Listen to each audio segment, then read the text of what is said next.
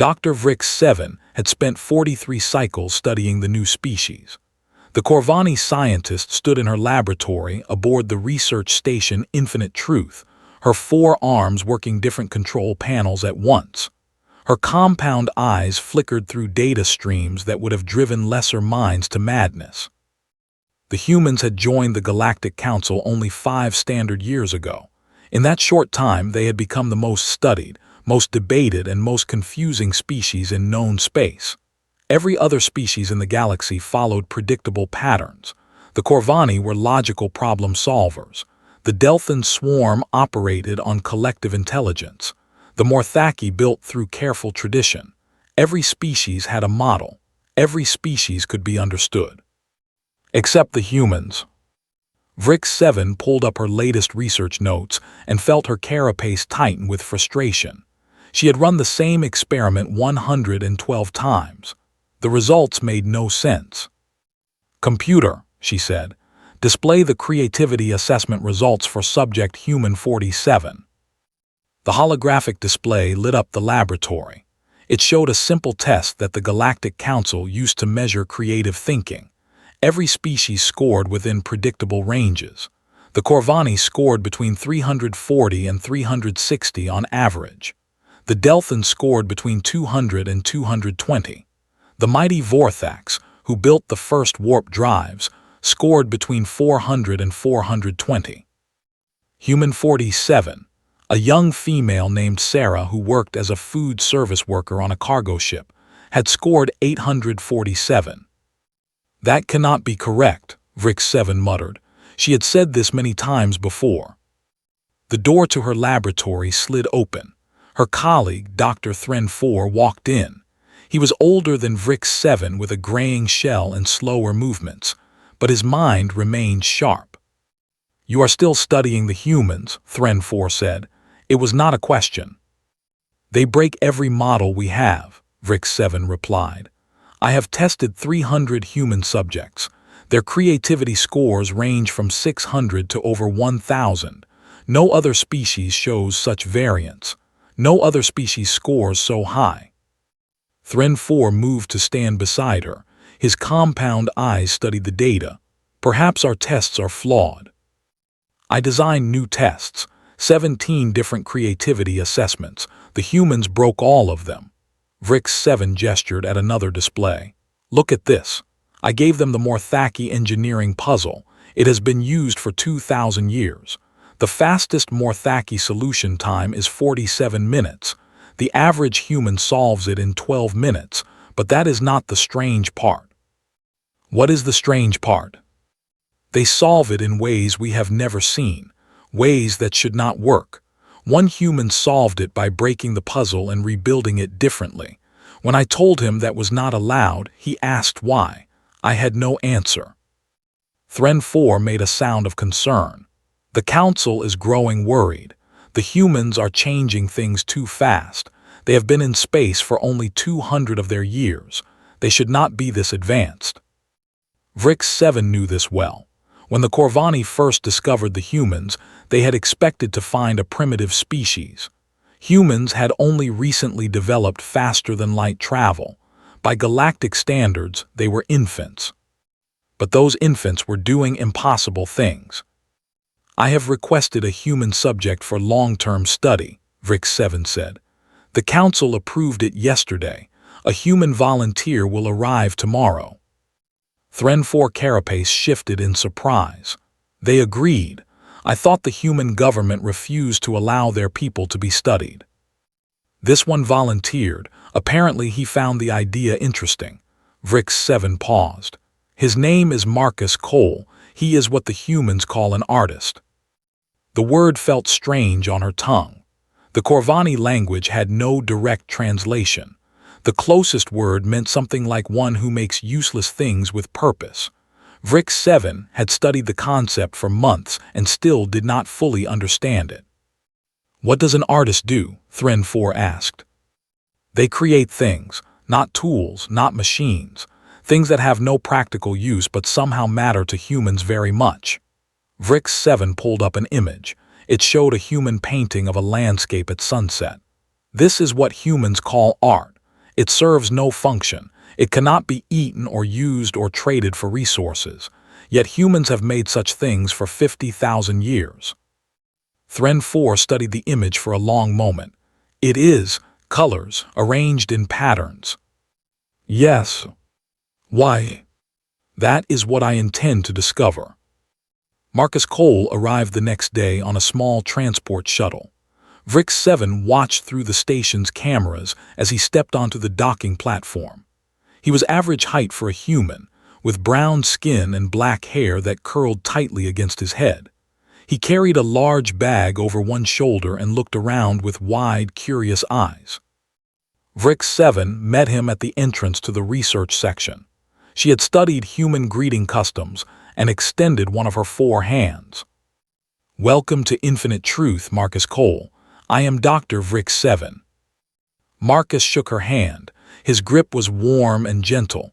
"Nice to meet you, Doctor, and please just call me Marcus." He looked around at the gleaming corridors. "This place is amazing. I've never been on a Corvani station before." "You are the first human to volunteer for extended study," Vrix 7 said as she led him toward his quarters. "May I ask why you agreed?" Marcus laughed. It was a strange sound, one that Vrix 7 had read about but never heard in person. It seemed to serve no purpose except to express emotion. "Honestly, I thought it would be interesting. I've always wanted to understand how aliens think.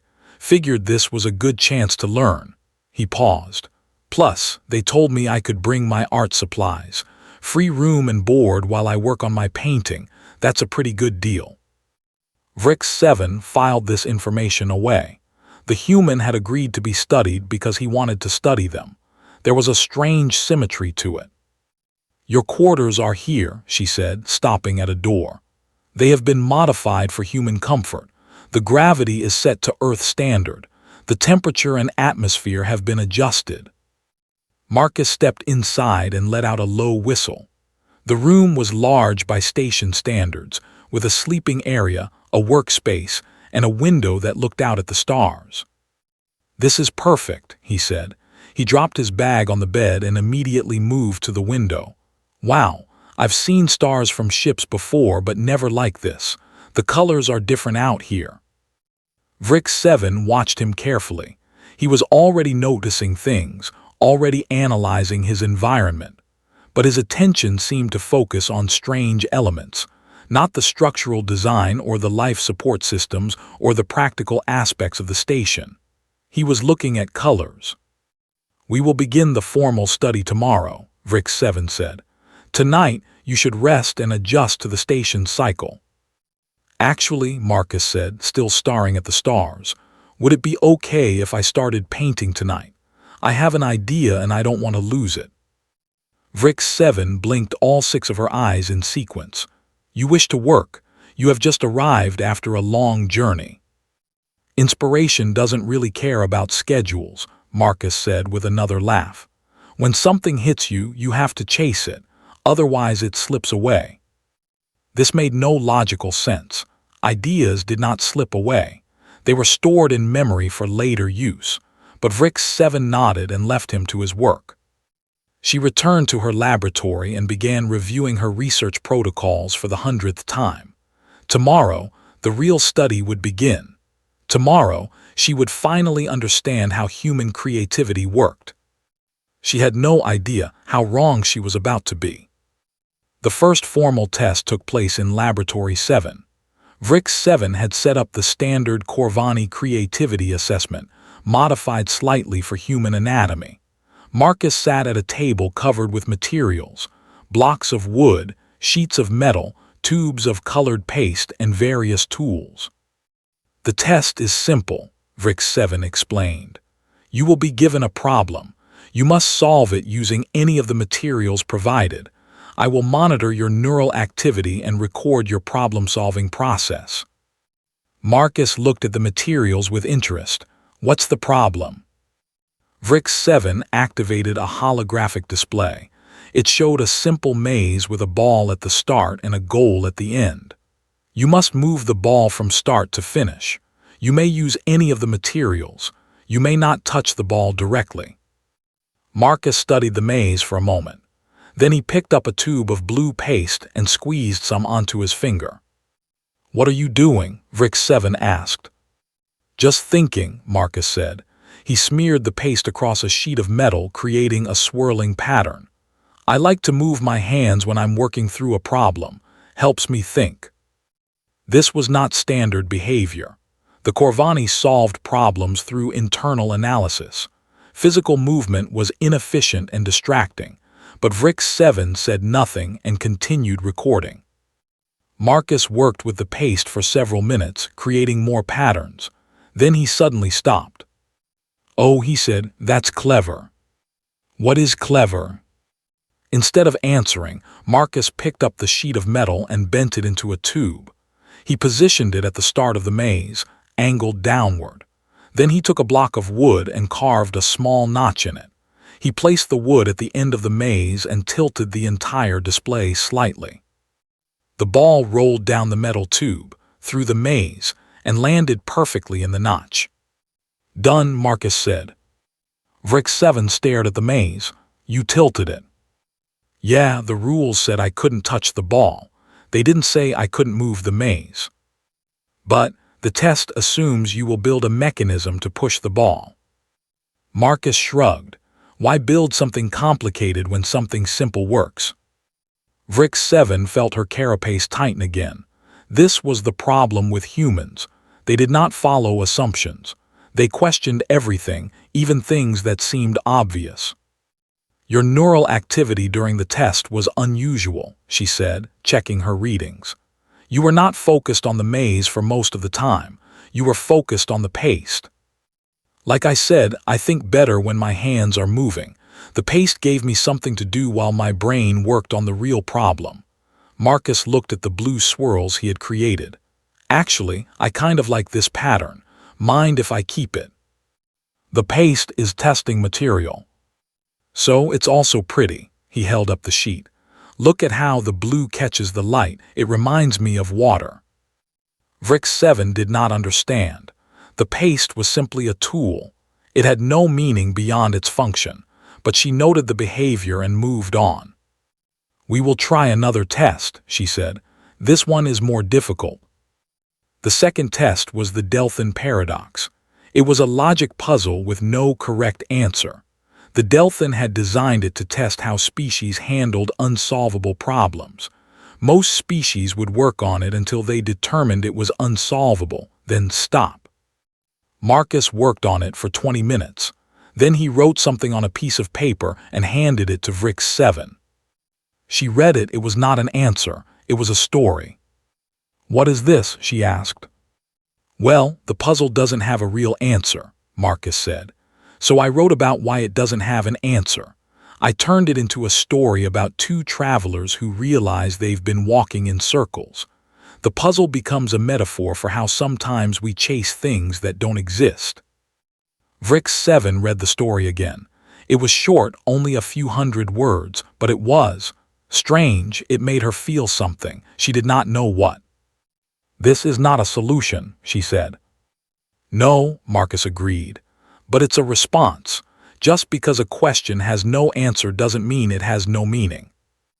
Vrix7 had no idea how to record this. The test was designed to measure how subjects handled failure, but Marcus had not failed. He had transformed the failure into something else, something new. That night, after Marcus returned to his quarters, sat alone in her laboratory and stared at the story he had written. She read it 7 times. Each time, she noticed something different. The humans were not simply creative. They were something else entirely, something her models could not capture. She began to suspect that she was studying the wrong thing. She had been trying to measure human creativity like it was a quantity, like heat or mass or energy. But perhaps creativity was not a thing that could be measured. Perhaps it was something that had to be experienced. 3 weeks passed, ran 47 more tests on Marcus, and each one produced results that made no sense. His scores were off the charts in every measurement, but the numbers told her nothing useful. They were just numbers. She started spending time with him outside of formal testing. She would visit his quarters in the evenings, watching him paint while they talked. At first, she told herself this was part of the study, but slowly she began to realize she simply enjoyed his company. "Why do you make art?" she asked him one night. Marcus was working on a large canvas. It showed a scene from Earth, a city street at night, lit by glowing signs and the headlights of vehicles. He had been working on it for 5 days. "That's like asking why I breathe," he said without stopping his work. "I can give you practical reasons. It makes me happy. It helps me process my emotions. It connects me to other people." He paused to add a stroke of yellow light. "But the real answer is that I don't know. I've always felt the need to create. It's just part of who I am." "The Corvani do not have this need," Vrix 7 said. "We create only when necessary, when there is a practical goal." "That must feel very efficient." "It is." Marcus glanced at her. "But doesn't it ever feel empty, like you're missing something?" Vrix 7 considered the question. She had never thought about it before. The Corvani did not spend time thinking about feelings. Feelings were inefficient. "I do not know," she admitted. Marcus nodded and returned to his painting. "Maybe that's the difference between us. Humans are always looking for something we can't name. We create because we're searching. I don't know what we're searching for. Maybe we'll never find it, but the searching itself is important." This made no logical sense. How could searching without finding be important? But Vrix 7 was beginning to accept that human logic was different from Corvani logic. Not worse, not better, just different. "May I ask you something?" Marcus said. "Of course." "Why are you really studying us? What are you trying to find?" Vrix 7 was quiet for a moment. "The Galactic Council is concerned. Humans are advancing too quickly. They are changing things that have been stable for millennia. Some on the Council believe humans are dangerous." "Are we?" "I do not know. That is what I am trying to determine." Marcus set down his brush and turned to face her fully. "Let me ask you this then. In all your studies, have you found any sign that humans want to hurt anyone?" Vrix 7 thought about all the data she had collected. 300 human subjects, thousands of hours of observation. "No," she said finally. "I have found no evidence of harmful intent." "Then maybe the Council is worried about the wrong thing." Marcus picked up his brush again. "Maybe creativity isn't dangerous. Maybe it's just scary because it's unpredictable." Vrix 7 had no response to this. She sat in silence and watched him paint until the station's lights dimmed for night cycle. The next morning, she received a message from the Galactic Council. They wanted her report. They wanted to know if humans were a threat. Vrix 7 sat at her workstation and stared at the blank report form for a long time. She had data. She had observations. She had 47 failed tests and hundreds of pages of notes. But she did not have an answer. She closed the report form and walked to Marcus's quarters. He was awake, standing at his window and watching the stars. "I need your help," she said. Marcus turned to look at her. "With what?" "I have to explain human creativity to the Council, but I do not understand it myself. Every model I build fails. Every test I run gives results I cannot interpret." She paused. "I have been studying you for 3 weeks, and I know less now than when I started." Marcus smiled. It was a warm expression, one that Vrix 7 had come to recognize as indicating kindness. "Maybe that's because you're trying to understand with your head," he said. "Some things can only be understood with your heart." "Corvani do not have hearts." "I don't mean the organ, I mean," he searched for words, "the part of you that feels, the part that isn't logical." "We do not have such a part." Marcus was quiet for a moment. Then he walked to his easel and picked up the painting of the city street. He carried it over and held it up in front of Vrix 7. "What do you see?" he asked. "A representation of an Earth city at night." "Look deeper, what do you feel?" Vrix 7 studied the painting. The colors were warm in some places, cool in others. The lights seemed to glow with actual warmth. The shadows held secrets. The people on the street seemed to be going somewhere important. And suddenly she felt something. A small sensation in her secondary brain, the one that Corvani rarely used. It was not a thought, it was something else. "I feel loneliness," she said slowly. "The people are surrounded by others, but they seem alone. The lights are bright, but the darkness is closer." Marcus lowered the painting. His eyes were wide. "You felt that?" "I do not understand how." "That's the whole point," Marcus said. "Art doesn't work through understanding. It works through connection. You looked at something I created, and for a moment you felt what I felt when I made it. We connected across species, across everything that makes us different." Vrick's 7 carapace was trembling slightly. She had never experienced anything like this.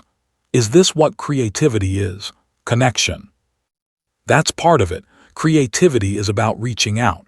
It's about taking something inside you and putting it outside so others can see it and feel it and know that they're not alone. Marcus set the painting down. Every species is creative in some way. Humans just do it more. Loudly, I guess. We can't help ourselves. We're always reaching out. Vrick 7 thought about this for a long time. Then she returned to her laboratory and began writing her report. She did not use any of her data. She did not cite any of her tests. Instead, she wrote about a painting of a city street and the loneliness she had felt when she looked at it. She wrote about a human who solved puzzles by breaking the rules and who answered unsolvable problems with stories. She wrote about 3 weeks of confusion that had somehow led to a single moment of understanding. She wrote about connection. When she finished, she sent the report to the council. Then she went back to Marcus's quarters and asked if he would teach her to paint. The council's response arrived 3 days later. Read it alone in her laboratory, her 4 hands gripping the edges of her workstation. The message was brief and formal, as all council communications were. They had rejected her report. "Your findings are insufficient," the message read. "You have provided no quantifiable data, no testable models, and no actionable conclusions.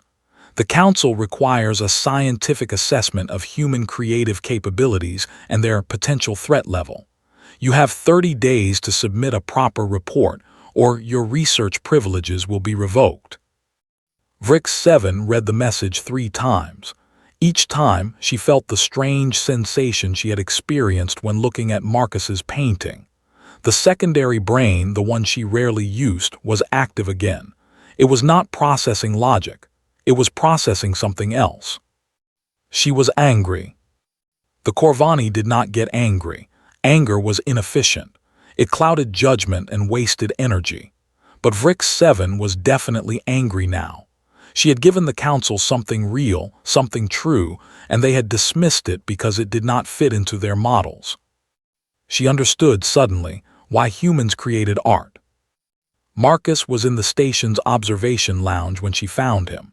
He was sitting by the largest window, sketching something in a small notebook. His hand moved quickly across the page, capturing lines and shadows that seemed to have no source except his imagination. "They rejected it," Vrick 7 said. Marcus looked up. He did not seem surprised. "What did they say?" "They want data, numbers, models." She made a sound of frustration that she had never made before. "They do not understand." "They're scared," Marcus said simply. "When you're scared of something you don't understand, you try to put it in a box, label it, control it." He returned to his sketching. "The Corvani have been the dominant scientific minds in the galaxy for 10,000 years. Suddenly, a new species shows up and does things you can't explain. That's terrifying." Vrick 7 moved to sit beside him. Through the window, she could see a distant nebula glowing pink and gold against the darkness. "What should I do?" "What do you want to do?" It was a strange question. The Corvani did not think in terms of wants. They thought in terms of optimal outcomes, but Vrick 7 considered the question seriously. "I want to help them understand," she said finally. Not just the council, everyone. I want to show them that humans are not dangerous, that creativity is not a threat. Marcus closed his notebook, then show them. How? The same way humans have always shown things, through creation, he smiled. You've been learning to paint, right? Make something, show them what you've learned. Vrick's 7 carapace shifted in what she now recognized as nervousness. My paintings are not good. They are awkward and clumsy. So, art doesn't have to be good to be meaningful. It just has to be honest. That night, Vrick 7 returned to her quarters and looked at the small canvas Marcus had given her. She had been practicing for 2 weeks, following his instructions, trying to capture images on the flat surface. Her attempts were crude compared to his work. The colors did not blend properly. The shapes were uneven. But she picked up a brush anyway and began to paint. She did not try to create anything specific. She simply moved the brush and let the colors flow. She painted without thinking, without analyzing, without trying to optimize the outcome. She let her secondary brain take control, the part that felt instead of thought. When she finished, she looked at what she had made. It was a mess of purple and silver, swirling together in patterns that seemed almost organic. In the center, there was a shape that might have been a star, or might have been an eye, or might have been nothing at all. It was rough and imperfect, and completely unlike anything the Corvani had ever created. It was also, somehow, beautiful. Vrick 7 stared at it for a long time. She had made something, not because she needed to, not because it served a purpose. She had made it because she wanted to express something that could not be expressed in words or data or models. She understood now. She finally understood. The next morning, she called an emergency meeting with the council. It was an unusual request, and it took 3 days for the council members to arrange their schedules. But finally, Vrick 7 found herself standing in the great council chamber, facing the representatives of 12 different species. The Corvani High Scientist, Elder Vorn 1, spoke first. Dr. Vrick 7, this meeting is highly irregular. The council does not convene for individual researchers. What is so important that it could not wait for proper channels? Vrick 7 took a deep breath. Corvani did not need to breathe to speak, but she had learned the gesture from Marcus. It helped calm her nerves. Honored council members, she began, I have spent the last several weeks studying human creativity. I have run tests, collected data, and built models. None of them worked. There was a murmur of displeasure among the council members. However, Vrick 7 continued, I have learned something far more important than any data could show. I have learned that human creativity cannot be measured because it is not a quantity. It is a quality. It is not something humans have. It is something humans are. She gestured, and a holographic display activated. It showed Marcus's painting of the city street at night. This is art, Vrick 7 said. A human made this. It serves no practical purpose. It cannot be eaten or used or traded for resources. By Corvani standards, it is useless. Elder Vorn 1 nodded impatiently. We are aware of human art. It is inefficient and confusing. Yes, it is, Vrick 7 paused, and when I looked at it, I felt lonely. The chamber went silent. Every eye, every sensory organ, every attention focused on her. Corvani do not feel loneliness, Elder Vorn 1 said slowly. It is not in our nature. I thought so too, but I was wrong. Vrick 7 changed the display to show her own painting, the swirl of purple and silver. I made this. I, a Corvani scientist, created art. It is not good art. It is clumsy and imperfect. But I made it because I needed to express something I could not put into words. She looked around the chamber, meeting the eyes of each council member in turn. Humans are not dangerous because they are creative. They are powerful because they have learned to connect through creation. When a human makes art, they are reaching out across the void, trying to touch another mind, another soul. And when you experience their art, you reach back. She pointed at her painting. I reached back. A Corvani scientist trained in logic and efficiency reached back. If I can do that, then any species can. Human creativity is not a threat. It is a gift. It is a new way of connecting that we never knew existed. The chamber was still silent. Could feel the weight of 12 species watching her, judging her, trying to understand. Then slowly, one of the Delphin representatives rose. The Delphin were a collective species, communicating through shared thought. When one spoke, all spoke. We have observed human creativity, the Delphin said, their voice a harmony of many minds. We did not understand it, but your words resonate. You suggest that creativity is a form of connection. We, who are always connected, find this intriguing. Another council member spoke, a Morthaki elder whose shell was covered in ancient symbols. The Morthaki build through tradition. We create based on what came before, but humans, they create from nothing. They make things that have never existed. This frightens us. It frightened me too, Vrix7 admitted. But fear is not a reason to reject something. Fear is a reason to learn. Elder Vorn one leaned forward. What do you propose, Dr. Vrix7?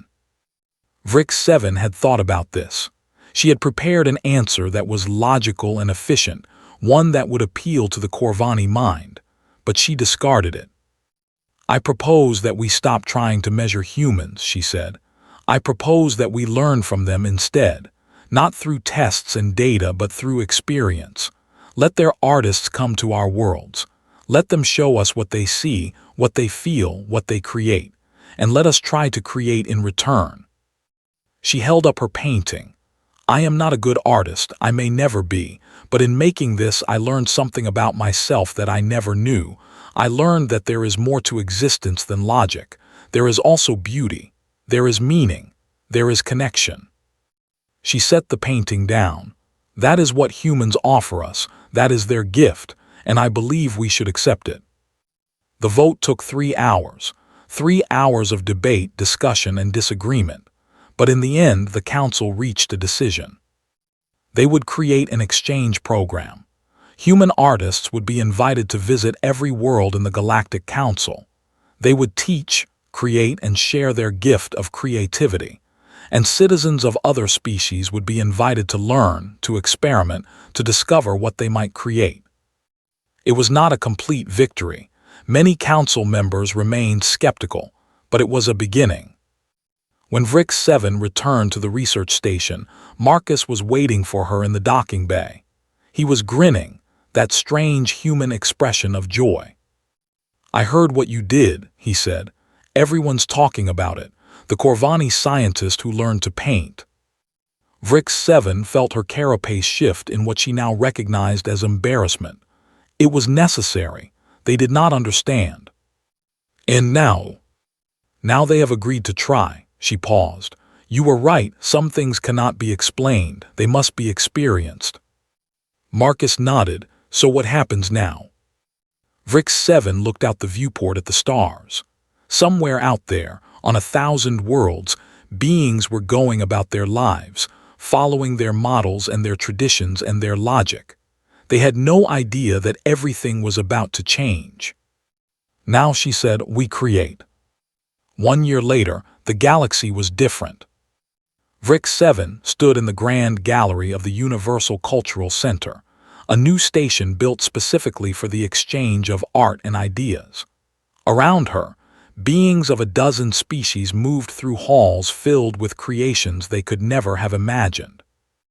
A Delphin collective had woven a tapestry of light that changed based on the emotions of those who viewed it. A Morthaki sculptor had created a statue of flowing metal that somehow captured the feeling of grief. A Corvani mathematician had translated the equations of gravity into a symphony that played through the station's speakers, beautiful and strange. And everywhere there were humans, teaching, learning, creating alongside beings who had once feared them. Marcus found her standing before a painting. It was her painting, the swirl of purple and silver that she had made in her quarters a year ago. It hung in the gallery next to works by the greatest artists in the galaxy. Still surprised they included it, Marcus said. It is not good art, Vrix 7 replied. No, but it's important art. It's the first piece ever created by a Corvani. That makes it valuable in a different way. Vrix 7 considered this. She had learned to think differently over the past year, not just logically but emotionally, not just efficiently but creatively. It was still strange, still uncomfortable sometimes, but she would not go back to the way she was before. The Council has approved the next phase of the exchange program, she said. Human artists will be sent to the outer colonies. Even the Vorthax have agreed to participate.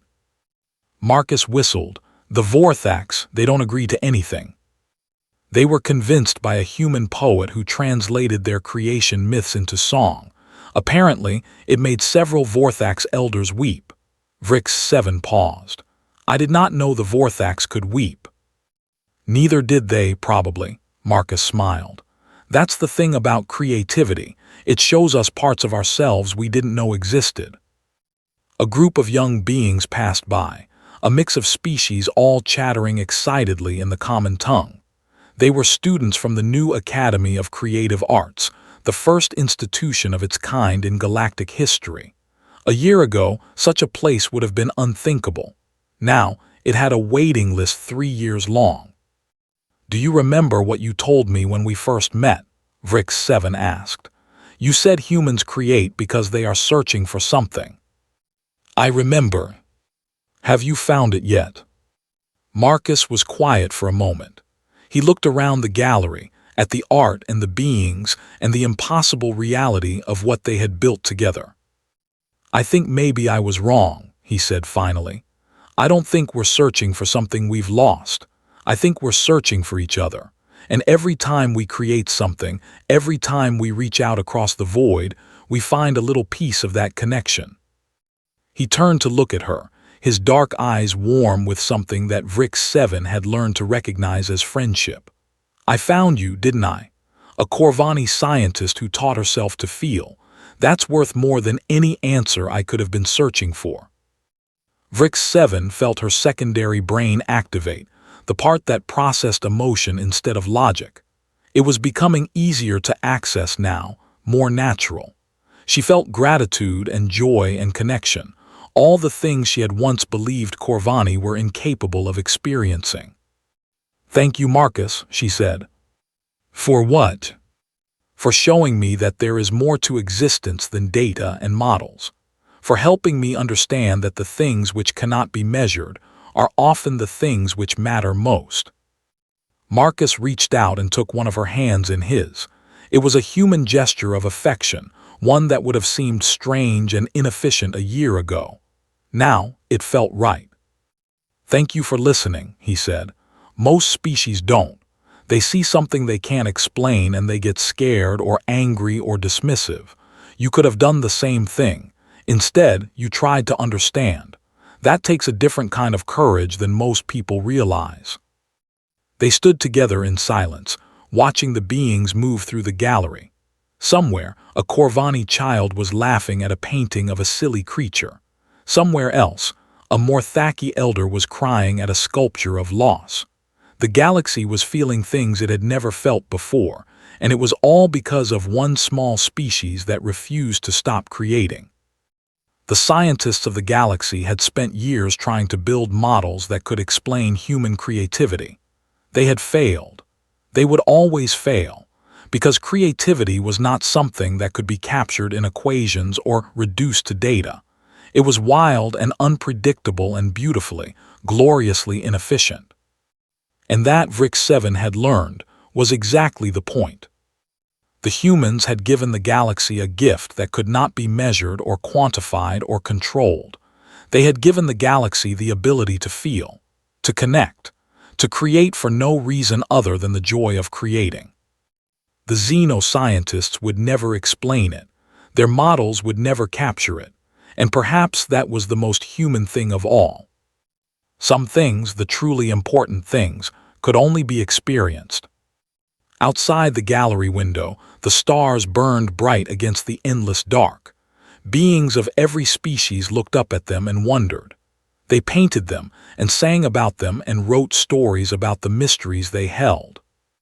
The universe was vast and cold and indifferent, but the beings who lived in it were not. They reached out, again and again, trying to connect across the impossible distances, and sometimes, if they were lucky, they found something worth reaching for. Vrick 7 squeezed Marcus's hand and smiled.